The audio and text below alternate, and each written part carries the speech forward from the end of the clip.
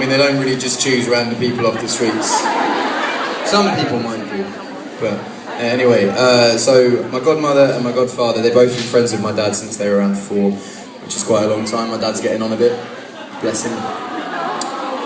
They both got married to 2 separate people around 20 years ago, and for whatever reason, over the last 20 years, both marriages have broken up and they've kind of spent it quite unhappy and struggling, but they've made it out the other end as better friends, kind of helped each other through it and all of that. Anyway, my mum had her birthday party last year. A lot of white wine was involved. I'm sure you know white wine plus a certain age equals debauchery. Debauched, traumatic events of just lots of Queen dancing and lots of this. So anyway, both my godparents got into the spirit of things, got very drunk. They both live in the same area of South London, so they got a train back together. My godmother gets on the train and sits down and starts chilling. My godfather gets on the train and proposes to my godmother. That's sweet.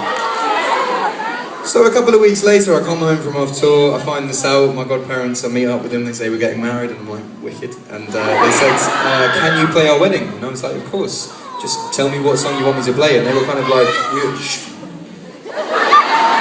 come on. They said, what song do you want to play? And I said, well, I could play one of my love songs, I guess. And they were like, oh, just play us a couple. So I don't know if anyone's familiar with some of my earlier weirder work, but some of the love songs are about dead chicken, chips and cheese, and shit.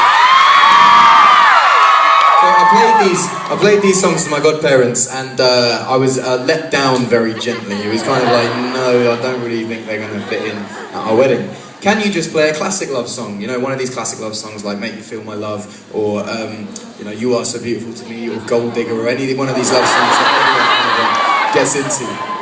Or you can write us a love song. And I thought, you know what, I'd prefer to kind of get up there and sing a song that's specifically for this situation. So I went off, wrote a song.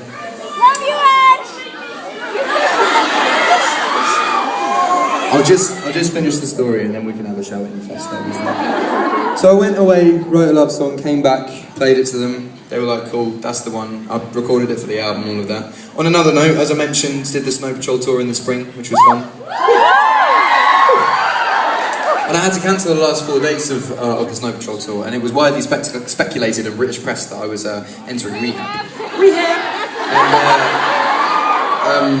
Which actually makes me sound a lot more rock and roll than I actually am. As I said, on our tour bus, there's a box set of The Soprano and a box of chicken wings, and that is about it. So, but this made me sound more rock and roll, so I was like, oh, whatever, cool. But the real reason was I was going home to play my godparents' wedding and play this song. So if you do hear the rumour that I'm in rehab, just keep it up. Make me rock and roll. We'll do that. So this song was written about 2 best friends that fell in love. And if you came here tonight with your best friend that you've secretly been in love with for a while, but you'd be too scared to tell him, because it would just ruin the friendship, you know. I don't want to risk it. You know, if that's you and you came in tonight and you thought in the back of your mind, you were like, you know what, Ed sings a lot of very, very soppy love songs, and at some point in the night he's going to drop the mush bomb, you know, the mush bomb of the song. And it's going to be one of those things where I can yawn and put my arm around my friend, and maybe a bit of ear nibbling goes on. You never know at these kind of events. So, if this is you, if you came with your best friend that you're secretly in love with, and you want to tell him, there is no better time to tell him now. Tell him now. Wait, when the song plays.